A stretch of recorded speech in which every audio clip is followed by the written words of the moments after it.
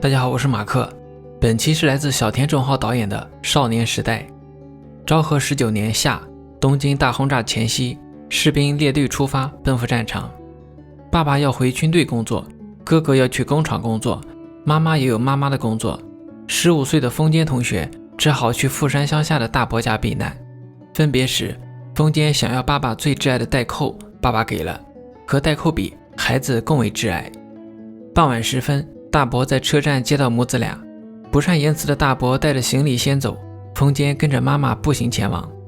不同于东京，这里开阔敞亮，满眼翠绿，任谁看了都心旷神怡。路过孩子看到风间，忙向班长大元报告。大元背着弟弟还要干农活，没空理会。早就听说要有东京人来，孩子们齐刷刷跑到路口看。风间堂哥为国捐躯，大伯家门口挂有光荣之家重号。奶奶耳聋眼花，但脑筋清楚，东京要被轰炸了，风间马上就要成为孤儿了。晚上，风间拿出爸爸的代扣摆上，看着代扣，风间心里感到踏实。休息一夜，第二天安排好学校，妈妈就走了。风间15岁，第一次和妈妈分开，内心说不出的难过。班长大元晚上来访，关心新同学，顺便宣告自己的班长身份。看到风间带的书和代扣，大元抑制不住的兴奋，咱们做朋友吧，大元说。大元班长不仅成绩好，眼神更好，读书时瞥见2个同学偷笑自己，下课就给了一人一拳。1周后，大伯家又有亲戚，来自大阪的美娜子，同样是15岁，但比拘谨的风间活泼太多。大元的梦想是当空军，但不知为何，刚画好的战斗机又给画上大大的红叉。美娜子看出风间被孤立，让风间告诉老师，风间不干，朋友不在多，一个就够了。奇怪的是，谁知道风间认识美娜子呢？电线杆上写着美娜子爱风间，风间一路跑一路擦，生怕给人看到。老师问了一个比较难的问题，全班只有风间知道。前学霸大元班长低头沉默，面色凝重。因为课堂上表现得好，老师让风间做代理副班长。其他同学心生疑虑，都认为风间跟老师打小报告。连日积压的怨气终于爆发，自卑与嫉妒烧红了心。大元逼风间唱歌，看那样子不唱就要动手。和在同学面前不同，大元在大人面前是听话懂礼貌的好孩子。借了风间的书，自然要表示一下。大元请风间去划船，显得格外友好。但不知为何，一到学校，大元就变了个人，领导其他同学孤立风间。小胖子佐贺看不下去，主动伸出援手。和佐贺一块泡澡，风间突然想起黑道电影来。佐贺大有老大的派头。佐贺喜欢故事，但不爱看书，让风间给自己讲。风间刚开了个头，佐贺家就开了锅。姐姐要出去约会，爸妈不肯，闹得很难看。上课帮风间，下课一块泡澡。大元感到自己的位置受到威胁，于是跟佐贺下课约架。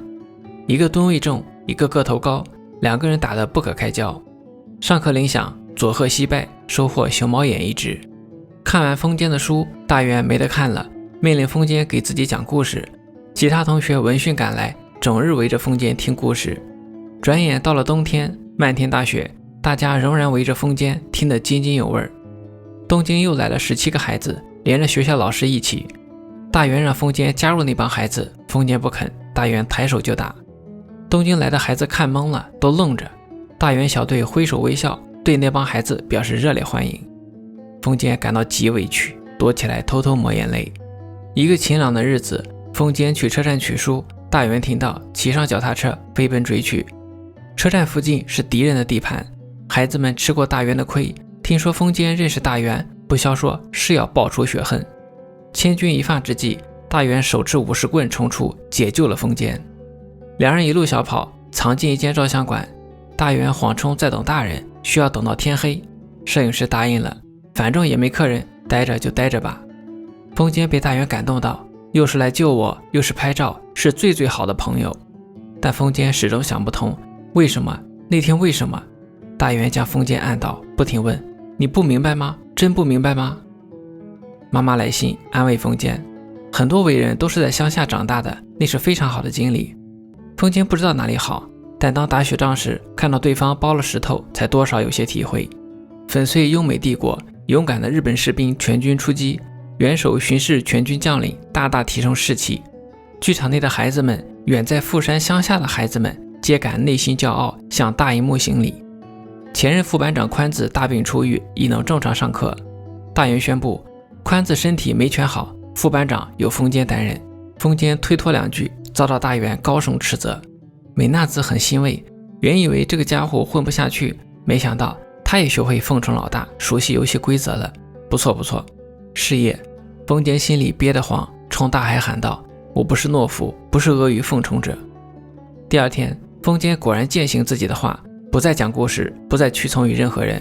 观察风间有一阵了，宽子发现风间独身一人，盛情邀请风间到家里去。宽子来自大户人家，深宅高院，且有专门的书房，藏书颇多。马上就要上中学，全班只有宽子和风间。大元成绩再好也不行，家里穷，上不起。一番同盟者宣言，宽子将风间拉拢过去。一门推开，被大元欺负过的孩子已有5人组团，加上风间就是6个人。灭大元同盟者组织，只要有20位同学加入，就能正式发起攻击。被大元揍过的佐贺吃过亏，躲起来让风间给自己讲故事，没想到打扰了姐姐和男友私会，姐姐衣服脱了一半，心情糟透了。大元白天去车站附近取照片，但摄影师病了，要下次。大元展示了自己的秘密武器，告诉风间，有了这个，谁都不敢惹我。黑板擦被放到自己桌子上，大元恼羞成怒，对着全班开骂。宽子身体还很虚弱，但精神力十足，死死瞪着大元，丝毫没有惬意。男友被迫出征，佐贺姐姐哭着喊着不让走，佐贺爸爸没办法，只好给打晕，用板车拉回家。姐姐哭声不绝于耳，显得很凄惨。明天正式行动，佐贺说。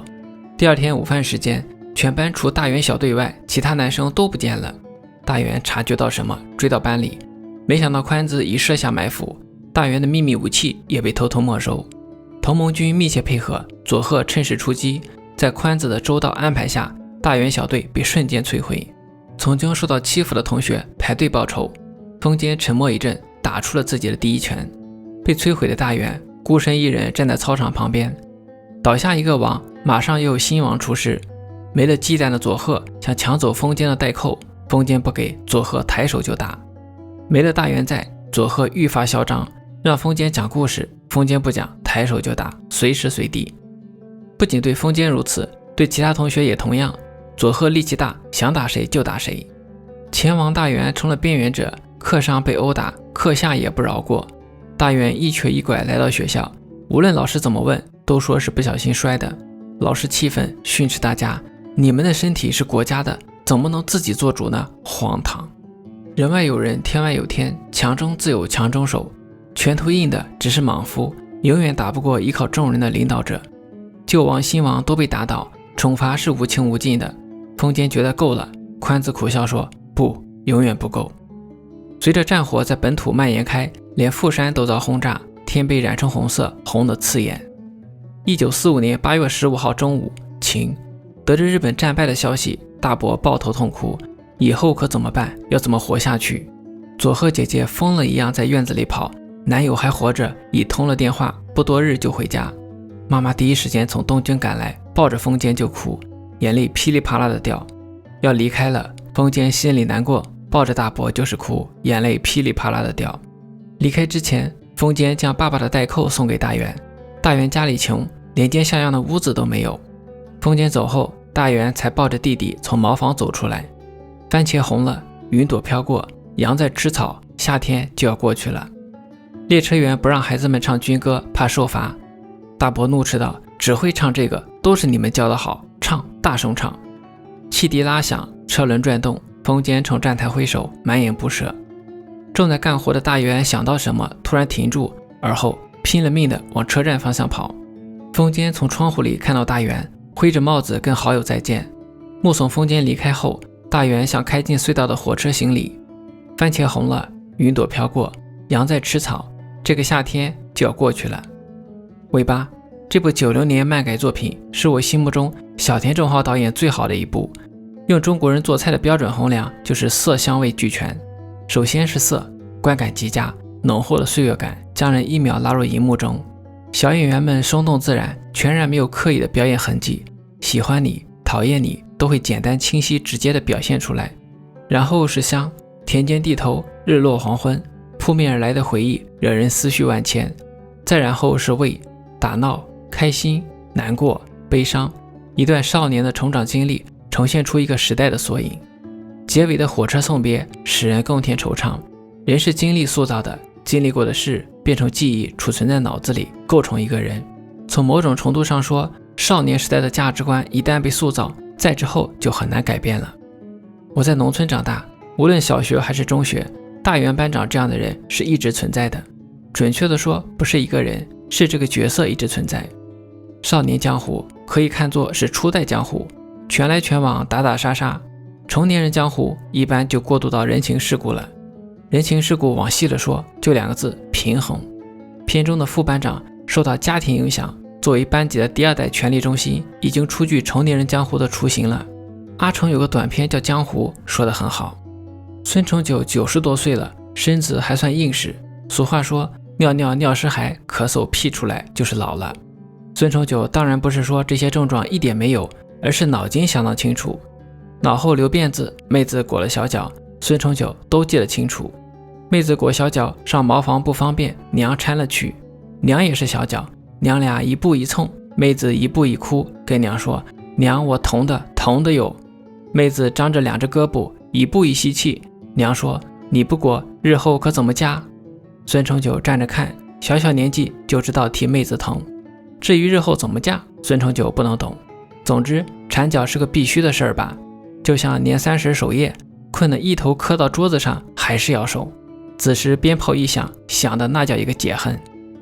念了2年私塾，叫先生打，真打，手心肿得亮晶晶的。回来娘给上蝎子油，娘说：“识了字，你日后才有的做，有的吃呀。”日后孙承久长成个人，求了个远亲，在大镇上学徒，学的是百货。因为识字，柜上当个人看，虽然也有繁百杂物，可是出了图就做了采买。账上的事是东家家里的事，采买是店里第一等大事。你怀里揣着东家的钱，人家的钱怎么就放心让你揣着呢？孙承久走南闯北，窑里也去，染坊也去，应酬起来，烟榻上也要抽上2口，酒也得抿上1两2两，方言土语，黑白2道，天有不测风云，地有江河沟壑，都要懂，都要会，都得照应着。孙承久有时躺在小客栈，忽然就会看见娘拐着小脚搀着妹子上茅房，妹子的2只胳膊一张一张的。孙承久有空就回家看看娘，娘老的只能在炕上摸来摸去了。孙承久给娘讲东南西北各方杂事，娘昏着2只眼睛看着孙承久，嘴里不住地说：“你看看，你看看。”常常忽然流下泪来。孙承久问娘，娘一边用袖子抹泪，一边说：“你看看，你看看。”邻里见孙承久回家，也都来打问讯，说孙家老大是见过世面的人。渐渐的，婚丧嫁娶也都来请孙承久主一下事，去了就是很大的面子。有什么纠纷，有什么牵动，也都来请孙承久出面给说说。老人们说，孙承久江湖上走，知道分寸。孙承久的妹子也嫁得好，婆家有事也来请孙承久。妹子嫌孙承久去世，丧事因为孙承久出了面，办得很像样子。妹子婆家倒是老说对不住媳妇儿他哥。孙承久90多了，耳朵还很好。重孙子念台湾香港的武侠小说给祖爷爷听，念多了，重孙常常说要做个江湖上的英雄。孙承久手也不抖地喝茶，自己盖上茶碗的盖，说武侠里有个屁的江湖，早年听人念《红楼梦》，里面有个凤姐，就是在个王府里倒是懂江湖的，算得上是个江湖英雄吧。江湖是什么？江湖是人情世故，能应对就不易，更别说什么懂拳了。打那是土匪。这里我要补充一句，土匪一般也不打，土匪和镖局是一对好朋友，没有土匪就没有镖局，他们互相依存。面上骂娘，底下喝酒，好好的钱不赚，打什么打？是火锅不好吃，还是手机不好玩？可见行走江湖靠的不是武艺高强，是嘴艺高强。